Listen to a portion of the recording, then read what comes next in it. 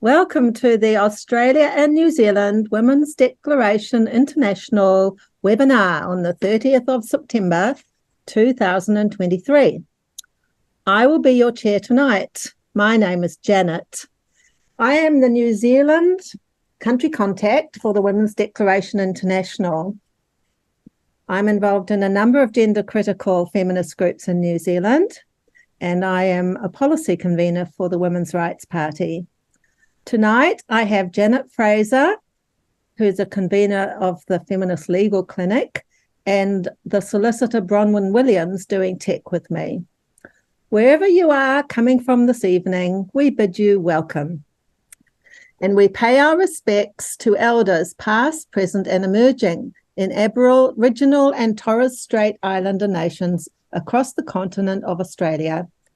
And we honour the women there. We also recognise Te Tiriti o Waitangi as the founding document of Aotearoa, New Zealand, and we honour the women here in New Zealand too. Tonight, we will be looking at events in New Zealand and Australia, including the upcoming New Zealand election, the recent successful Let Women Speak event in Auckland, and the upcoming so-called equality legislation in New South Wales. We have three speakers tonight, whom I'll introduce in turn. A reminder that the presentation is recorded and question time is not. And now to introduce our excellent panel. Ximene Della Varis is a co-leader of the Women's Rights Party New Zealand. As a social issues journalist, Ximene highlighted the challenges faced by women in Aotearoa. She wrote about the epidemic of violence against women, the gender pay gap, and the lack of affordable childcare.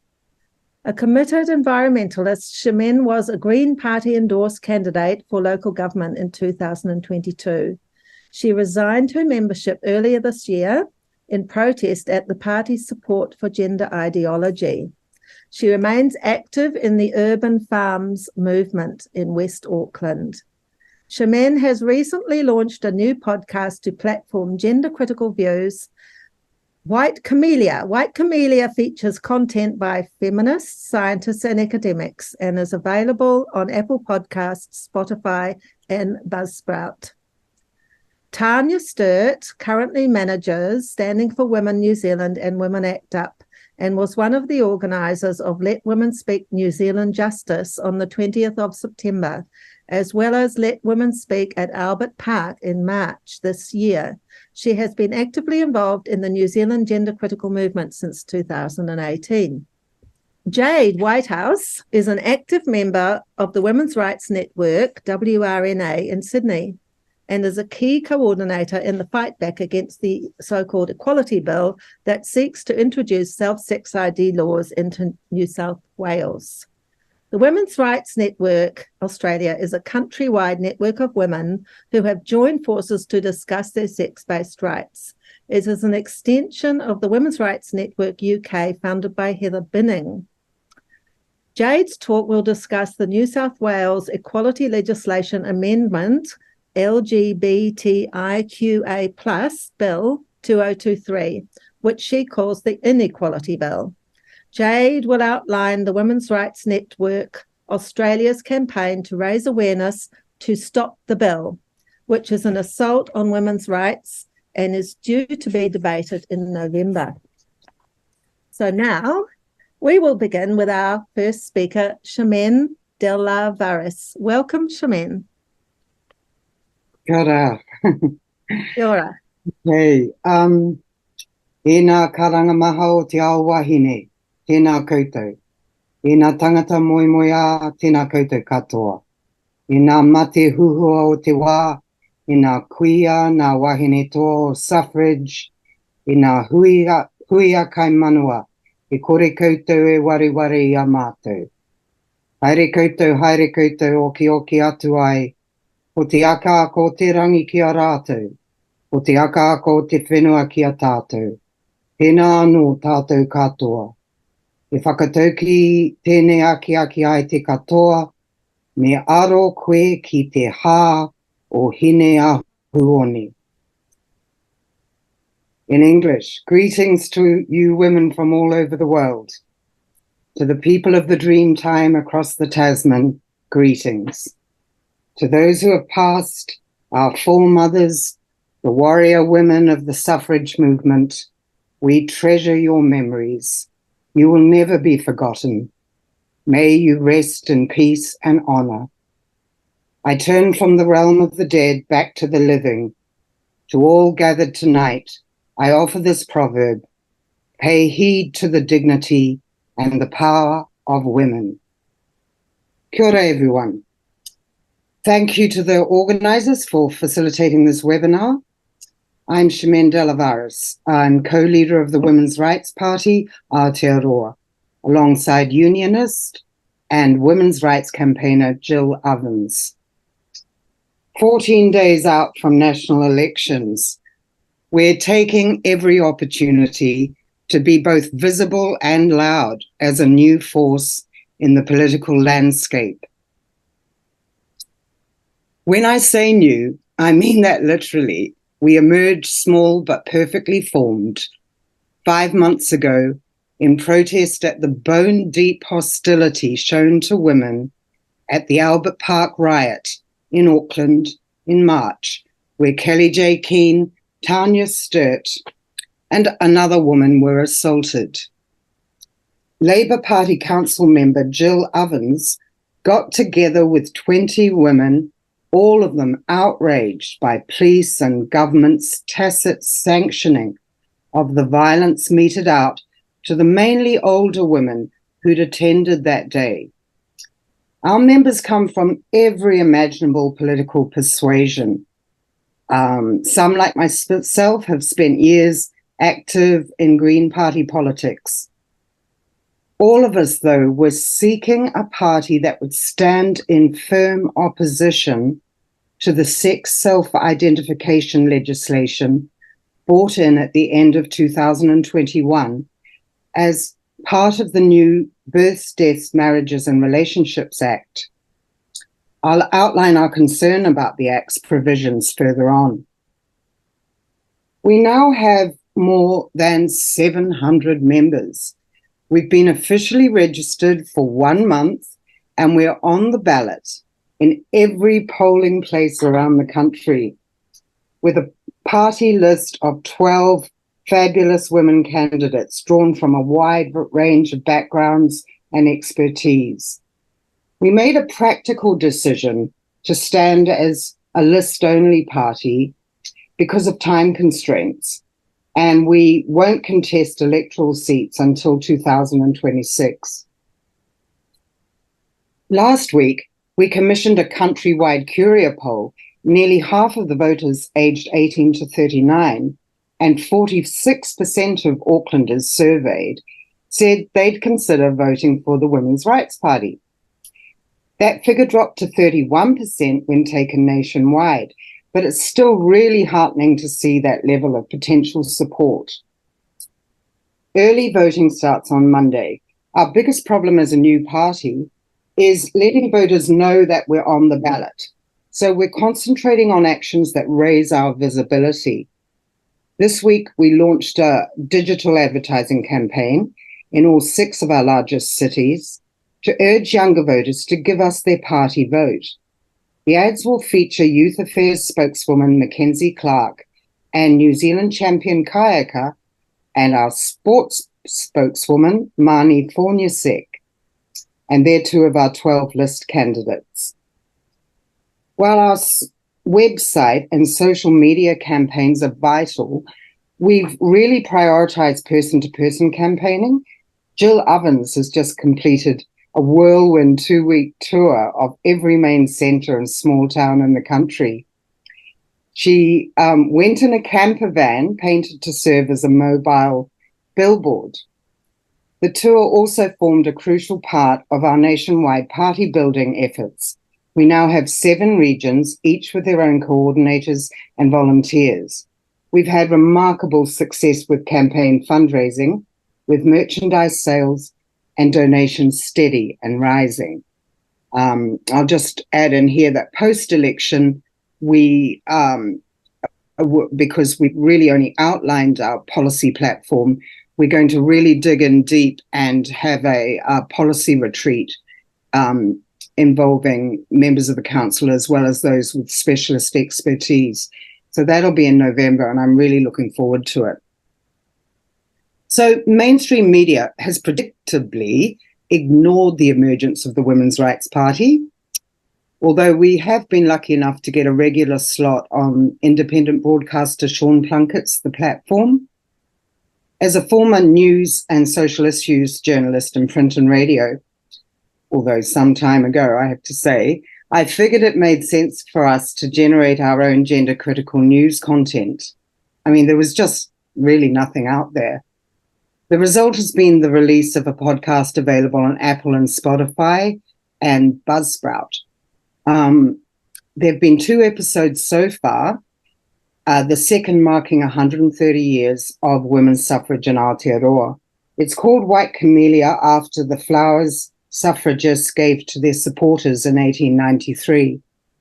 The project's being done on the smell of an oily rag, but in time, the hope is to invest in quality equipment and expand the format to include interviews and panel discussions, and also post each video onto our YouTube channel. There's no substitute for real-time campaigning, though. Earlier this month, on Suffrage Day, Auckland members unfurled a banner over a motorway bridge and waved signs. We're all dressed in white as suffragettes. It was quite a picture. We collected signatures on a replica suffrage petition at the National Council of Women's Suffrage event. Wellington members, oh, it was amazing. They baked cakes and offered pieces to passers-by. And they decorated a statue of Catherine Mansfield with a suffrage scarf and balloons.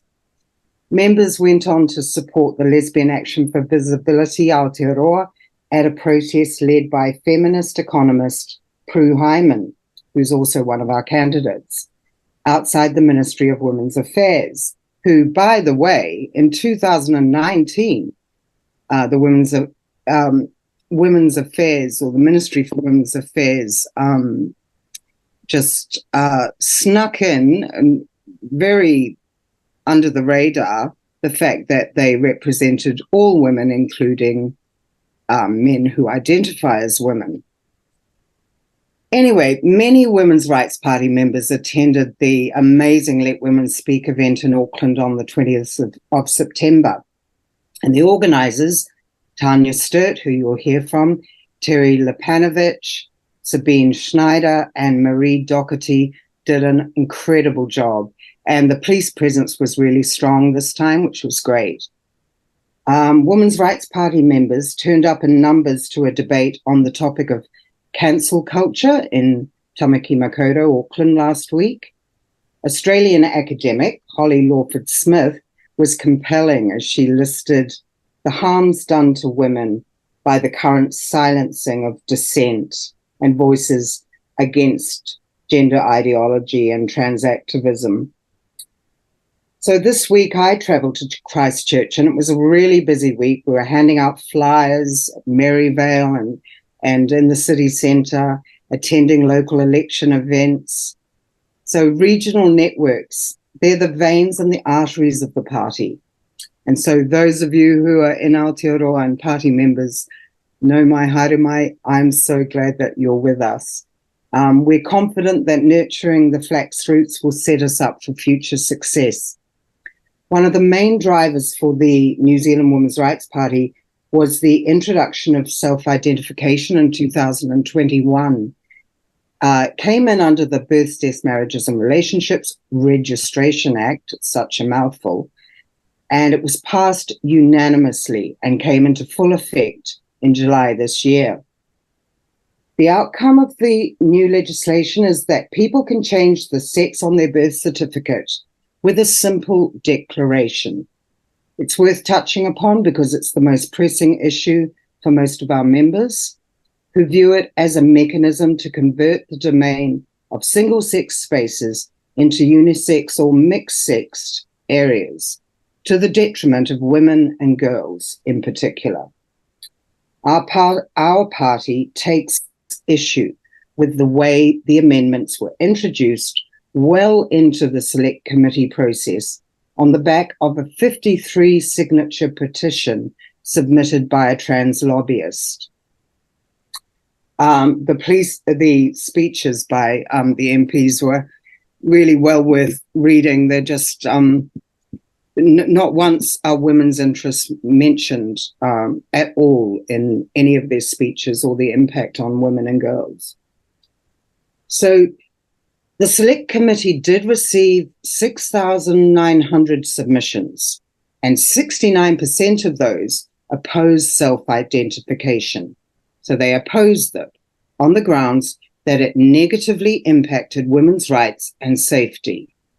It disadvantaged women in sport and had major implications for the accuracy of the data on which health and social policy is based.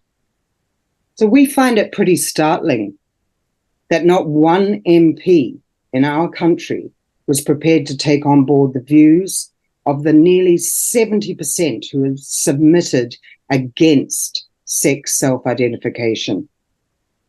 The Department of Internal Affairs, in its report on the Act, stated that it found no evidence to suggest that self-ID would lead to men entering women's facilities, despite the fact that there were a number of well-publicized cases of such incidents in jurisdictions such as Scotland, Canada, and California. The Women's Rights Party wants the amendment repealed because it directly conflicts with the sex-based rights guaranteed in the Human Rights Act 1993. We view gender as an imprecise concept that refers to sex-based stereotypes and social performance. Introducing concepts based on gender into legislation creates a clash of rights within the same law. So it effectively puts us, any time that we want to dispute this, any time when our interests conflict with that of a man who identifies as female, we are going to have to test that in law because of this conflict. The Conversion Practices Prohibition Legislation Act, which passed in 2022, was much more widely discussed, and it attracted a whopping 100,000 submissions, the largest number ever received by a New Zealand parliament. Since its adoption, though, it's had a chilling effect on the ability of therapists, medical professionals, and others to provide any option other than gender-affirming care to patients, many of whom, as we know, are teenage girls. So we've got psychologists, therapists, midwives, who are members of the Women's Rights Party, and they've joined up on the condition that they remain anonymous. They justifiably fear that supporting gender-critical policies could put their livelihoods or their reputation at risk. So there you have it, a bit of a romp through the very short history of the Women's Rights Party. On October the 14th, Aotearoa will have a new government.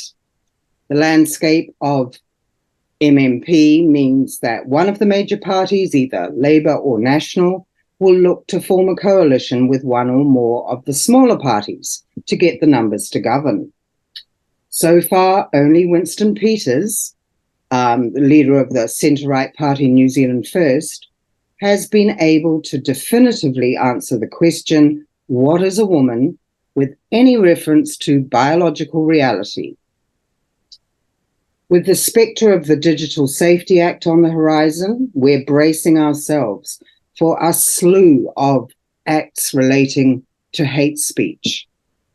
While aspects of the free speech argument may not always benefit women, and we're very aware of this, especially in regard to unrestricted access to pornography, but the Women's Rights Party is rightly wary of any attempt to impose totalitarian restrictions on dissent. And we're wary because we've experienced it directly, and we're on a daily basis. Anyway, thanks for listening, everyone. When you stand at the foot of a mountain, the only direction is up. E mihi ana ki a koutou mō tā koutou arotahi I te rānei. Nō reira, tēnā koutou, tēnā koutou, tēnā koutou katoa. Many thanks. Kia ora. Ngā mihi, Shaman. Thanks very much for that. And it's extremely amazing achievement, I think, what the Women's Rights Party have achieved in such a short time. So congratulations to everybody. And I hope we do well in the election. The next speaker is Tanya Sturt. Kia ora, Tanya, and welcome to you. Thank you, Janet. I'm Tanya Sturt, and I run Stand-In for Women New Zealand, which is Kellie-Jay Keen's organisation and the New Zealand branch of it. And I also run Women Act Up. I'll be talking about the organisation of Let Women Speak New Zealand Justice on the 20th of September. I'll also talk a little bit about Let Women Speak at Albert Park in March, and a tiny bit about Women Act Up and a little bit of an update around them.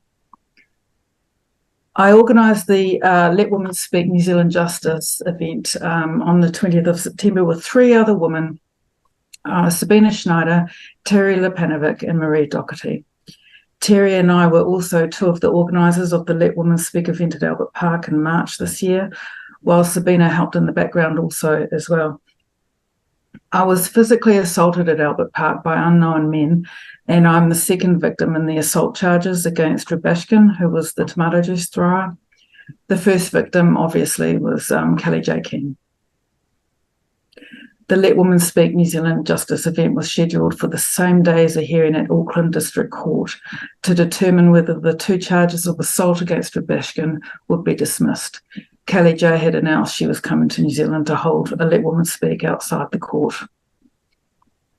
So when we started organising for the Justice event, we were really aware of the differences between March and this September event. Our scope was different, firstly. Kellie-Jay managed her own schedule, her own security, the advertising and the media. So our scope was around more of the background stuff. In particular, our first challenge was the location. It became clear pretty early on that the district court wasn't a great place to have a speaking event or a speaking protest. It was pretty unworkable. It's on a busy road. It's on the corner of a busy road and a narrow street, and it's in the CBD. And there's also a significant amount of construction around there at the moment. There just wasn't room for the amount of people we were considering would be coming. So we started looking a little bit. It was actually close by, but we did look further afield. We were aware that any potential issues may arise. From the beginning, we had plan A, B, C, and D. And we decided really early on that if Kellie-Jay couldn't attend for any reason, whether she couldn't get in the country or she decided not to come or whatever, we would still go ahead. We had our rights taken away from us in March, and they did it with their fists, and they did it with noise. And it was really important for us that this event went ahead with or without Kellie-Jay. We felt that the New Zealand gender critical movement should not be and is not reliant on activists from overseas. We need to stand on our own 2 feet in our own country. We knew we would have trouble getting suppliers for things like fencing and for security and things like that, and we did. We tried to jack up security with an organisation, and they did withdraw, citing they were contracted elsewhere. We didn't have a lot of time to organise. We only had 4 or 5 weeks, and to get a permit for an event, an outdoor event in Auckland, it takes 6 weeks from submission of the application, which takes a significant amount of time and effort anyway, to get an answer. So we decided to go with nominating it as a protest. When it's a protest, you don't need a permit. We also decided not to fundraise, and any expenses have been out of our own pockets. The reason for that, twofold. The main reason is that a lot of women donated to the last Let Women Speak in March, and we felt it was unfair to ask again for more money, particularly as March didn't go ahead. And then secondly, it also prevented any allegations of us using money from Nazis or right-wing conservatives or whatever the problem is now. We just wanted to make it really clean. So we put our own money forward for it. But the main difference was between those two events was around the concern of women and men and other gender critical groups and the overwhelming distrust of the police. That's fair enough. I mean, I didn't have a lot of trust either. They really did let us down in March. I don't think there's any argument about that. We knew we had to just try and get on and do the job and not get caught up in any of the rumours or the worry that was just sort of circulating on social media and so on. But we also had to be really careful with what we said. We didn't want to promise things that we couldn't deliver on. And we played things really close to our chest also because we didn't want any leaks. Kellie-Jay experienced a leak last time in March. It meant that she had to scramble around to find another hotel as soon as she landed. And we really didn't want any of that sort of stuff going on. Unlike in March, the mainstream media were silent, which was good in a way. They weren't racking things up. But it meant that there wasn't a lot of information getting out there. And the one approach we made to a media outlet was ignored. I think Kellie-Jay did a couple of interviews, but she mainly relied on her own platform. There was also not a lot coming from the anti-woman activists as well, with the likes of Rubashkin and Chanel Lau saying it's best for everyone to stay at home because the TERFs are too violent. Apparently we carry guns, which was fascinating. I didn't realise that. They did start sort of talking up a little bit after Kellie-Jay announced she wasn't coming though. We made contact with police pretty early on, and Terry and I met with senior police staff in person. In that meeting, it was an hour-long meeting, and we both parties acknowledged that Albert Park didn't go ahead the way it should have, that we needed to build trust again. So that's what we did. We kept communicating by email, face-to-face, phone, and I think that played out extremely well in the end. I had two representatives from two separate political parties reach out to me, both offering support. Both stated there would be representation on the day, and they would have candidates there at the protest. One reneged a few weeks later and said they were too busy. The other party met with us and they stated they'd be able to help with security in the form of 6 or 7 men and 3 or 4 women. Some hours after that meeting, police contacted us and explained the level of engagement they would give us, and we were really pleased with that. I did tell everyone that I danced around the room after that phone call. It was well beyond our expectations. It was well beyond what we'd even hoped for. And I told the marshals it was literally 10 times more than I was hoping for. So it was a good day for me. It was then that we realised that the police would be able to bring much more effective support than any security company or group of men could do in New Zealand.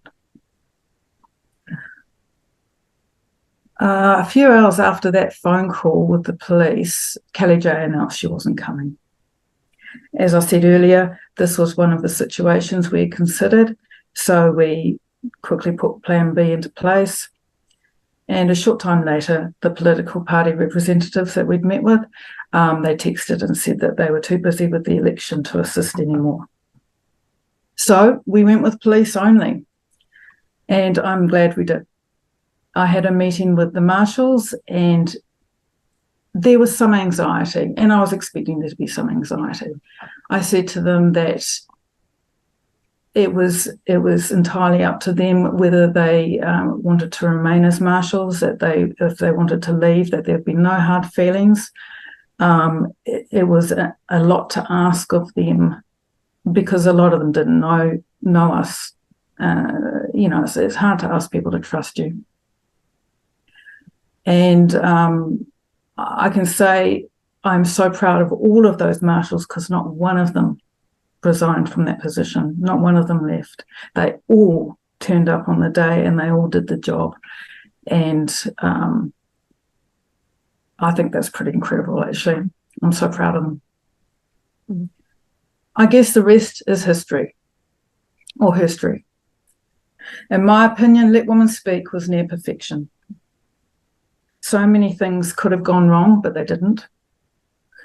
And as far as I know, not a single person was hurt. And that was the main thing that I was concerned about. It was the main thing that the rest of the organisers were concerned about, and the police as well. We had police on site with the organisers at 8:30 a.m. as promised. We had assistance from some men who turned up, which was great, and they were respectful and let women take centre stage, let them have their space and their voice and the microphone, and that's what I asked for, and they did that. Thank you for that. We were pleased that the anti-woman activists were small in numbers. We outnumbered them by far. They were small in numbers, but they were awfully obnoxious. We had a slight disagreement over boundaries at one point, and I put up a little bit of a fight just for funsies. But actually it worked out really, really well that we moved our place that we planned for and moved it to the back nearer the cathedral. It was a lot safer. It was further away from them, and there was a sort of neutral land around the terraces in the venue in the middle. So they were quite separated from us. So we had about 400 people apparently attend, which was amazing. That's on our side, I mean. And we spoke. We took back our rights that the misogynists took from us in March, and we did it peacefully. About halfway through, they started trying to move into our space. As you can see on any footage that there is, police pushed them back. They made some noise, but from where I was, which was at the cathedral doors, where the mic was, honestly, it didn't make much of an impact. Could barely hear them, and it really wasn't relevant. We just ignored them and carried on speaking. They attempted to silence us, but they got pushed back. And the best bit was that they went home early. So they went home and we kept talking, and we won. We won. I would like to thank the women who turned up on that day, even though they would have been quite cautious and there would have been some nervousness and fear. They had no reason to trust us, but they were still courageous enough and passionate enough about women's rights to come along anyway. And I really want to thank them. I also want to thank the three women who supported me, Terry, Sabina and Marie, and they worked so damn hard to make it a success. It was brilliant. A couple of days after the Justice protest, I received the results from my Official Information Act request, and my lawyer had asked for all communication, reporting and messaging that the police had kept a record of in regards to Albert Park. It was heavily redacted, but a couple of things stood out for me. Firstly, that initially when contact was first made with police and they were notified of the Albert Park event, they actually assessed it as no risk. And after Melbourne, the risk assessment, the Let Women Speak event in Melbourne, which was quite violent and unpleasant as well, after that event, the assessment for risk went up only to low. Interestingly. They appear to be also working on the perspective that the Let Women Speak event and Destiny Church event, which was held at AOT Square at the same time, were sort of linked in some way. The only way they were linked was by the timing, that they were both on at the same time. But the police have records saying that they allocated 55 staff to both events. And given the fact that I didn't see a single police officer once the riot started, I would have to say that most of them were down in AOT Square. I also heard the recording of my own 111 call, and I could hear myself. I don't know why she couldn't hear me, but anyway, that was fun. That sort of ends it on a negative note, and I probably need to make it a little bit more positive and say that as bad as police performance was in March and September, it was absolutely perfect. I have no complaints, and I'm happy to work with them in future. I'm sure they'll be happy to work with me. I'm pretty fabulous. But anyway, we'll see. Finally, I also run Women Act Up. And under that banner, I collaborate with Suzanne Levy from Speak Up for Women. And we run some protests similar to Let Women Speak, though we do mix it up a little bit. We've done 4 events, 2 in Wellington, 1 in Nelson and 1 in Auckland. And next week on the 8th of October, we're going to Hawke's Bay. So we'll be at the Tom Parker Memorial, I think it is, at 12:30 p.m. Please come along, especially if you couldn't make it to the 20th of September. We won that day, and I'd like to keep that winning streak going. So I'll see you then. Cheers. Cheers. Thanks very much, Tanya. And yeah, that was really quite a journey, wasn't it? Amazing sort of journey from something really awful to a wonderful triumph later on. So here's hoping it continues like that. And fantastic organising on the part of you and your helpers too. So yeah, thanks a lot. Now we have one more speaker, Jade. So welcome to Jade, Jade Whitehouse. All right, thank you very much. Thanks very much to WDI Australia and New Zealand for having WRNA tonight. Tonight, I just want to give a brief overview of the Women's Rights Network Australia before updating everyone on our activities, campaigning against 2 bills tabled by Sydney Independent MP Alex Greenwich. This is just a little agenda, so I'll speak briefly about the conversion ban bill, but mainly about the equality bill, give a bit of a summary on some points that we're really focusing on, and then discuss how we're trying to get this information out to the broader public. So just first, a bit of an overview about WRNA. We are a sister organisation modelled on the WRN organisation founded by Heather Billing in the UK. We have a loose and collaborative connection with Women's Rights Network in the UK, but we're a homegrown Australian organisation. We campaign for sex-based rights in Australia. We started in April 2023, so our anniversary is the 28th of April. We now have 70 members, growing rapidly, and we're very active across different states. We've had a few little wins, including a "What is a woman?" question to Julia Gillard by certain members, which led to some trending on Twitter for a few days. And we had a very successful Fair Women's Sport campaign at the time of the World Cup in August. But what's happening in New South Wales, Australia? Alex Greenwich, MP, gave notice of the Equality Legislation Amendment LGBTIQA plus bill on the same day as 8 gender-critical women were presenting in the New South Wales Parliament in a session called We Can't Talk About Sex. He posted this shot to Twitter on that same day. A secretive drafting process developed this bill. Alex Greenwich called for community consultation in 2022. However, only a number of broad themes were open for comment. The bill was described as a comprehensive omnibus bill to address all legislative barriers to LGBTIQA plus health and well-being. Despite repeated requests for access, the text of the bill was not made available until they were tabled on the 24th of August.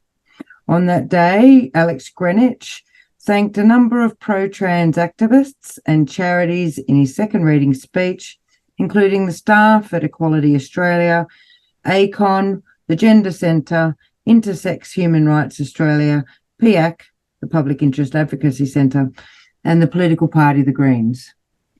So introduced on the 24th of August this year, the Equality Bill, for short, amends 20 other acts, is a complex piece of proposed legislation that touches on complex, deep issues, and if passed, will have profound impacts on society in New South Wales. Also tabled on the 24th of August was Greenwich's Conversion Practices Ban Bill, banning both sexual orientation and gender identity conversion practices. WRNA supports a ban on gay conversion, but not a bill that mentions gender identity. New South Wales Labor ran a targeted consultation around the same time in August to develop their own conversion practice ban bill. So the New South Wales Labor Party had promised before the 2022 election to ban LGBTQI plus conversion practices as well. But they did not promise to bring in sex self-ID. That was not an election promise. As it appears, the New South Wales Labor Party are developing their own conversion ban bill. WRNA and other aligned groups are seeking to educate the MPs of the differences between LGB and TQ+. It is clear MPs do not understand the difference. So as we know, this sort of legislation is impacting the sex-based rights of women and girls, gays, lesbians and bisexual people. It also harms culturally and linguistically diverse communities who are disproportionately impacted. Over the next few slides, I'll go into each of these points. There are 8 main areas of concern that WRNA have focused on.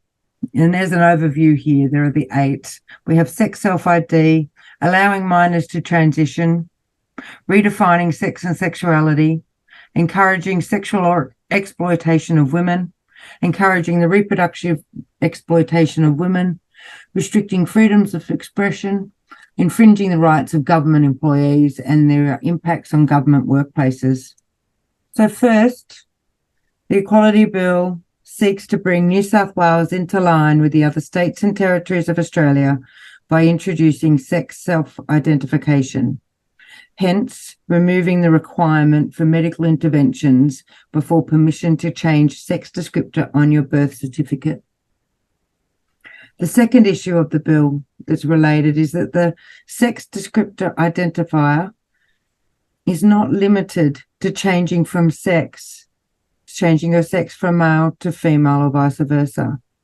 But there is a third option where you can indicate any other descriptor of sex, with the examples in law including on the bill agender, genderqueer, non-binary. So considering the nonsensical nature of this, we can have a cat gender, we can have a pup gender, we can have whatever we like in New South Wales. This is removing the binary nature of sex of sex from law in New South Wales. The third point of alarm for women and girls is that the bill seeks to amend New South Wales laws to delete all offences relating to prostitution. This includes the crime of living on the earnings of prostitution, causing or inducing prostitution, or coercing a sex worker to give up their earnings. Other offences cover advertising, misuse venues, and solicitation. They'll all go. These changes would place New South Wales in breach of Article 6 of Parties shall take all appropriate measures, including legislation, to suppress all forms of traffic in women and exploitation of prostitution of women. The fourth alarm that's raised because of this bill will make legal engaging in commercial surrogacy outside New South Wales, make it legal, and empowering the courts to issue parental orders to intending parents of children born from these arrangements. So thinking about the Greek surrogacy scandal. The fifth alarm relates to the bill seemingly removing the discrimination people on the basis of homosexuality and replacing it with sexuality. So the definition homosexual means male or female homosexual is to be replaced with a definition of sexuality that includes homosexual, bisexual, and asexual, which is not a sexuality. This definition does not include heterosexuality. The sixth and seventh issues curb freedom of expression. The bill would criminalise outing somebody's sexual orientation or gender identity or sex worker status. Yes, the bill introduces protections for sex workers as an occupation. No other occupation is protected in this way. The bill introduces criminal personal violence for outing someone's gender history. This would apply to online communication such as Twitter or Facebook, making it a criminal offence to correctly refer to a male person as a man or a female person as a woman on social media. The bill also expands restrictions on flags, banners, and other political expression. So I think that our definition of woman T-shirts would be banned. It could criminalise a person whose partner has told them they are transgender and who wants to discuss this development with a trusted friend, relative, or counsellor. Seventh concern, the bill seeks to make amendments to a number of acts to allow transgender and intersex people to select the sex of a person carrying out a body search. It's compelling women to have to search a man who thinks he's a woman. No consideration for her rights in her employment. The law currently states that all searches on prisoners must be conducted by a person of the same sex. This bill will amend that provision to allow a person who says they are a transgender to select the sex of an officer who strip searches them. The transgender person doesn't need to have altered their sex descriptor or fulfill any other requirements. They can just simply assert at that point that they seek to live as a member of the opposite sex and will then have the right to be treated as such and compel a female police officer to search them. Finally, as if that's not enough, the bill seeks to amend the Government Sector Employment Act by inserting diversity targets and quotas for all New South Wales public sector agencies. There is no need for targets relating to the sexual orientation of employees, and there is certainly no need for affirmative action policies for males who say that they are female. The bill also seeks to make changes to the current eligible person category of identified jobs for people who belong to a particular group by adding intersex and transgender people as categories. This change would mean that there would potentially be roles in the public service in New South Wales only open to transgender people. One thing is clear from people who have been in discussion with different governmental representatives in New South Wales, all MPs across the aisle have a lack of understanding of foundational issues related to the proposed legal changes, such as the differences between LGB and TQ+, and the unpopularity of sex self-ID internationally. This is a screenshot from our respectoursex.org website. Women's Rights Network Australia are trying to help MPs have a greater understanding of the issues by publishing information on our website, respectoursex.org, and as this image shows, tooling people up to raise the issue directly by asking for a meeting with their MP. WRNA are also running social media campaigns on each misunderstood issue over the next 10 or so weeks. We need you all to please share these messages everywhere when you see them. You can help by contacting your MP and asking for a meeting to explain how significant these issues are. That will help school New South Wales Labor about the deep impacts these proposed laws will have. If you can't get a meeting, tell the receptionist, email again, ring again. I only got a meeting with my local rep after 5 weeks of harassing his local and ministerial officers. And at that meeting, it was such a productive 1 hour of communicating the very big concerns of LGB and women's rights. He did not know. He just did not know. And he's a minister in New South Wales. So when we think about the MP lobbying, this is a graph as to the distribution of our members in the lower house. We had a change of government last year. Up until then, Alex Greenwich did have balance of power, but there are now 11 independents on the crossbench. This means that New South Wales Labor do not generally rely on his support. We are raising the concerns with all members of both houses. However, we need New South Wales Labor to understand the dangers associated with legislating any aspects of these bills, i.e. both the Equality Bill and the Conversion Bill, because they may sever these bills and adopt individual policies under their own bills. Most likely, this will be potentially the case with sex self-ID. Labor committed to the New South Wales election last year of banning LGBTQI conversion practice. So we need to explain gay conversion is for banning, but not gender identity conversion. WRNA would support a gay conversion ban, obviously, but the inclusion of gender identity is a modern-day gay conversion. We need to explain this. It's a heteronormative conversion of gender non-conforming individuals who would most likely grow up to be gay or lesbian if left alone. We need New South Wales Labor to understand this in the broader context around poor evidence and outcomes of gender-affirming care, especially in relation to minors. So to raise awareness and give people the tools to lobby their local reps in New South Wales Parliament, Women's Rights Network Australia have an online information webinar this week on Thursday night, 5th of October at 8 p.m. It's just for a short 50 minutes. We're encouraging everyone to register to learn about the bill and be given tools and confidence to raise the issues themselves. One initiative from the info session will be to provide attendees with postcards to post to the Attorney General with the aim to clearly remind the Attorney General of New South Wales the sex-based rights of women. So I'll just show you on the back of that card. You may not be able to read it. Where it says, women and children need New South Wales parliamentarians to stand up for them and protect their sex-based rights. Sex self-ID threatens the sex-based human rights of women and children in New South Wales and discriminates them based on sex. Sex self-ID creates a legal fiction where sex doesn't matter and ignores safeguarding principles. Sex self-ID insensitizes gender identity fraud, defend our biological reality that our bodies make us vulnerable. Women and children cannot identify out of bodily vulnerability. It is based on our sex. Please defend our sex-based rights in law.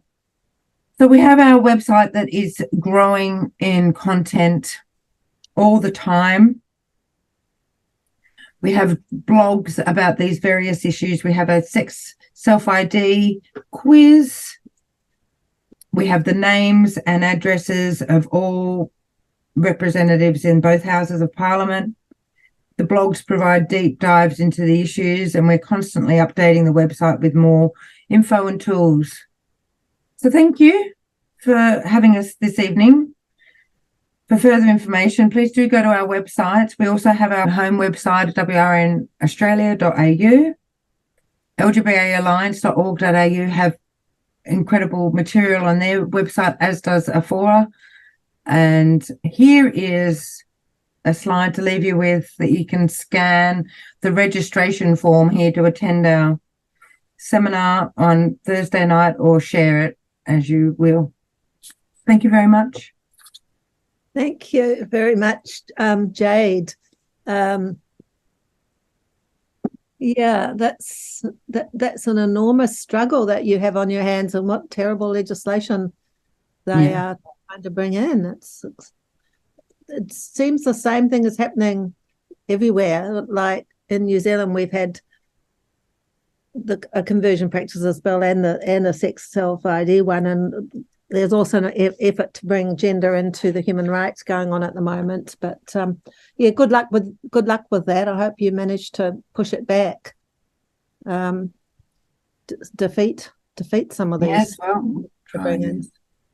That concludes our three speakers, our three amazing speakers who are all working so hard, and it's just amazing to see how much work women are doing to stand up for our rights. And thank you very much to the speakers and for everyone for attending. And now we're going to move into the second part of the webinar, which is question time.